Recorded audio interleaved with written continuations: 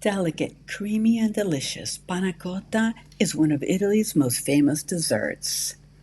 Today I'm going to show you how to make it.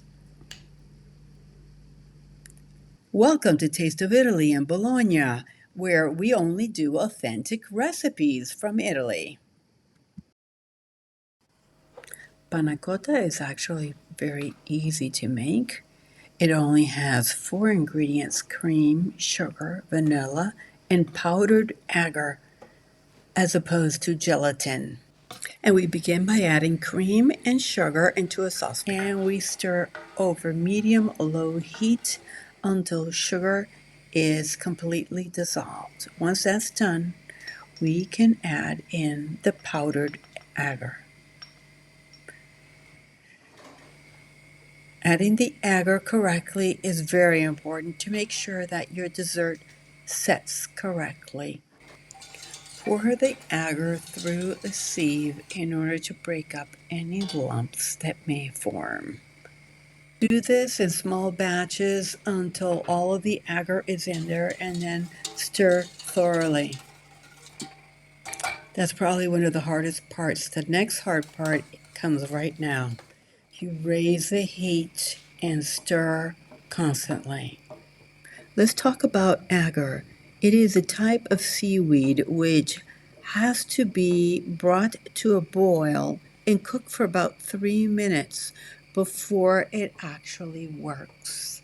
Now, the problem or the scary part is that it does tend to swell and it looks like it's going to overflow. That is normal. Okay, the important thing is to keep stirring. That will keep your cream from going over, and if necessary, just pick up the casserole for a little bit, and then immediately put it back on the heat. You will notice that I check how much the cream covers the back of the spoon, because that is an indicator that the dessert is ready. And as you can see, it's not ready yet. But wait, now it is. So turn off the heat and let's get ready to add the vanilla. We're going to add a 1/4 teaspoon for this amount of cream and stir it in thoroughly. I suggest you pause this page so you can read the 2 favorite ways of serving this dish. There's a lot of information here, and you choose whatever works best for you. Now we're going to proceed and fill out our molds.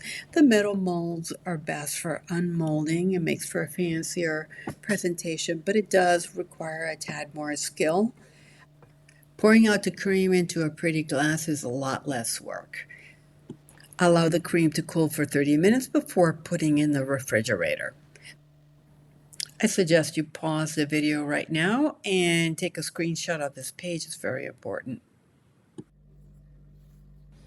To unmold, what we want to do is slide a dull knife all around the mold. And that's the advantage. If you use a glass, you do not need to unmold it. You shouldn't unmold it. But here we're trying to get fancy, and I'm going to show you all the ways you can get fancy. So, sometimes the molds misbehave in the sense that they don't want to come on. The cream doesn't want to leave the mold. They become attached. But yes, I've managed to mold it after patting it down several times, something that I saved you the hassle of watching.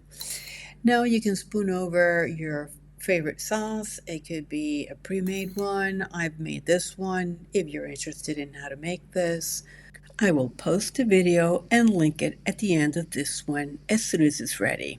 As you can see, this panna cotta jiggles because I did not do a straight 1-to-1 substitution with the gelatin. I added a little bit less. And here are my favorite 3 ways of serving panna cotta. Thank you so much for watching, and don't forget to like, subscribe, and share. Thank you so much. Have a great day.